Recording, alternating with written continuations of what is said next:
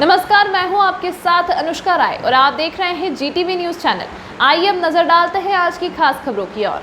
दिल्ली में सीएजी की नई रिपोर्ट को लेकर इन दिनों विपक्ष सरकार को घेरने की कोशिश में लगा हुआ है। दिल्ली को लेकर सीएजी की ऑडिट रिपोर्ट सामने आई तो सत्ता पक्ष इसे अपनी बड़ी कामयाबी और सफलता के तौर पर देख रही है। दिल्ली कांग्रेस प्रदेश अध्यक्ष चौधरी अनिल कुमार ने प्रेस वार्ता करके दिल्ली सरकार पर हल्ला बोल दिल्ली सरकार अपनी बड़ी कामयाबी और सफलता के तौर पर सीएजी की रिपोर्ट बता रही है।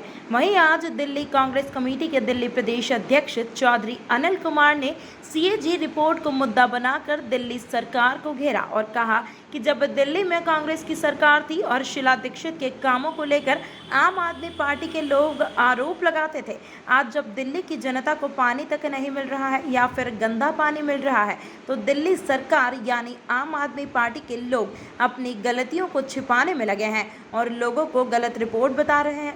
वहीं अपने विधायकों और मंत्रियों की सैलरी को लेकर भी चौधरी अनिल कुमार ने कहा कि दिल्ली सरकार सिर्फ अपने फायदे के लिए काम कर रही है, ना कि जनता के लिए। अनिल जी, जो सीएजी की रिपोर्ट को टेबल किया गया है, अरविंद केजरीवाल अपनी पीठ थपथपा रहे हैं। वो कह रहे हैं कि आज तक ऐसा कोई सरकार करके नहीं दिखाई जो केजरीवाल सरकार ने किया है। आप क्या कहेंगे? देखिए, 3 रिपोर्ट टेबल हुई है। पहली बात तो ये कि आप समय टाइमिंग देखिए, 2022 चल रहा है, रिपोर्ट कब तक की तलब हो रही है? 2018 यानी कि डिले हुआ। तो इसमें क्या दर्शाता है कि अरविंद कहीं ना कहीं सीएजी से भाग रहे हैं और ये वही अरविंद है जो सीएजी की रिपोर्ट के आधार पर शीला जी को घेरा कर उस समय के तत्कालीन सीएजी विनोद राय की रिपोर्ट के आधार पर शीला जी के चेहरे पर काली पोता कर। हालांकि सीएजी ने उस समय माफी भी मांगी, आज तक वो साबित नहीं हो पाया। लेकिन यही मुख्यमंत्री जो सीएजी के लिए पैरविकार होते थे, आज वो सीएजी से दूर भागते, डॉक्यूमेंट नहीं देते और ये बाकायदा पेपर में छपा है, ये मैं नहीं बोल रहा हूँ।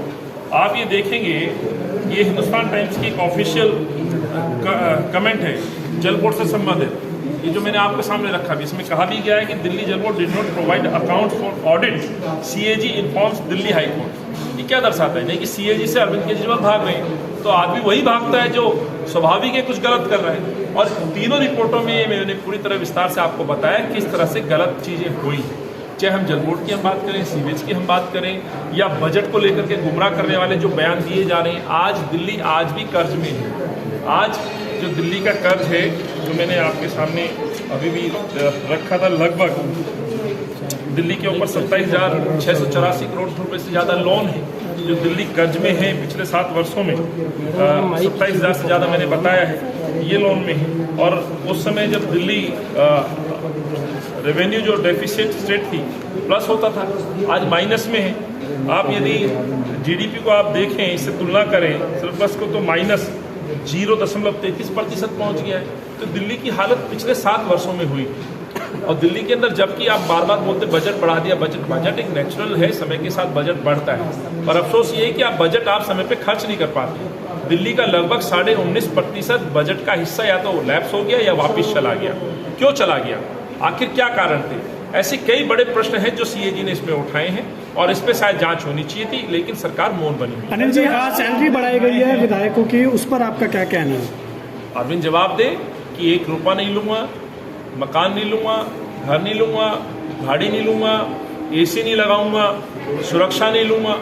प्रश्न पूछिए उनसे। सर, जो सवाल क्या आज एमएलए की सैलरी जरूरी है? यही व्यक्ति 7 साल में कितना बदल गया, याद होगा क्या कहा करते थे? एक राष्ट्रीय न्यूज चैनल के लगातार प्रोग्राम में चलता था, एफिडेविट दे रहे, एफिडेविट दे के कहा था, बच्चों की कसमें खाई थी। आज अपने घर के रेनोवेशन पर आप करोड़ों रुपए खर्च कर देते हैं, अपने लिए बड़ी बड़ी व्हीकल्स लेते हैं, बड़ी बड़ी सिक्योरिटी के लिए आप अरेंजमेंट करते हैं, और सर कौन फोड़ रहा है लोगों का? उन्हीं के एमएलए फोड़ रहे हैं। चीफ सेक्रेटरी को पीट कौन रहा है? मुख्यमंत्री जी के अपने एमएलए अपने सामने पिटवा रहे हैं। तो सिक्योरिटी भी चाहिए, सैलरी भी चाहिए और रिश्वत भी चाहिए।